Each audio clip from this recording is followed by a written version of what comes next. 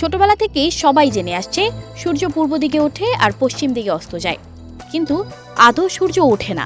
আসলে পৃথিবী নিজের অদৃশ্য মেরুদণ্ডে পশ্চিম থেকে পূর্ব দিকে ঘুরতে থাকে বলেই কখনো সূর্যের আলো তার গায়ে লাগে, কখনো আবার লাগে না। আলো এলেই দিন আর আলো চলে গেলেই রাত। পৃথিবীর আকৃতি প্রায় গোলাকার বলেই তার যেদিকে দিন হয় তার ঠিক উল্টো দিকে রাত হয়। কিন্তু পৃথিবীতে এমন দেশ আছে যেখানে কয়েক মাস সূর্য অস্ত যায় না, সবসময় সূর্য উদীয়মান থাকে। চলুন জেনে নেওয়া যাক সেই দেশগুলো সম্পর্কে। কানাডা বিশ্বের দ্বিতীয় বৃহত্তম দেশ কানাডা। সেখানকার নুনাভূত শহর দেখে চোখ জুড়াবে যে কারো। কিন্তু এই শহরে টানা 2 মাস সূর্য অস্ত যায় না। কথিত রয়েছে এখানে উত্তর পশ্চিমের মতো জায়গায় গ্রীষ্মে প্রায় 50 দিন সূর্যের আলো থাকে, তাই এখানে কখনো রাত হয় না। ঘড়ির সময় ধরে এখানকার মানুষ কাজ সারে এবং ঘুমাতে যায়। অন্যদিকে শীতকালে এই জায়গাটি টানা 30 দিন সম্পূর্ণ অন্ধকার থাকে।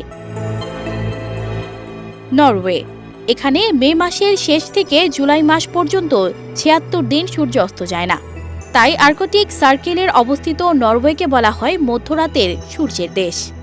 নরওয়ের স্যালবোর্ডে 10 এপ্রিল থেকে 23 আগস্ট পর্যন্ত দিনরাত সূর্যের আলো থাকে।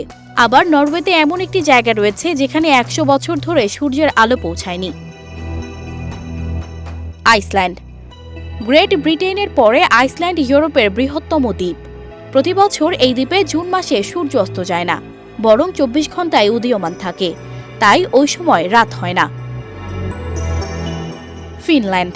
ফিনল্যান্ডকে হ্রদ ও দ্বীপের দেশ বলা হয়। এই দেশের বেশিরভাগ অংশই গ্রীষ্মকালে মাত্র 76 দিনের জন্য সরাসরি সূর্যকে দেখতে পায়।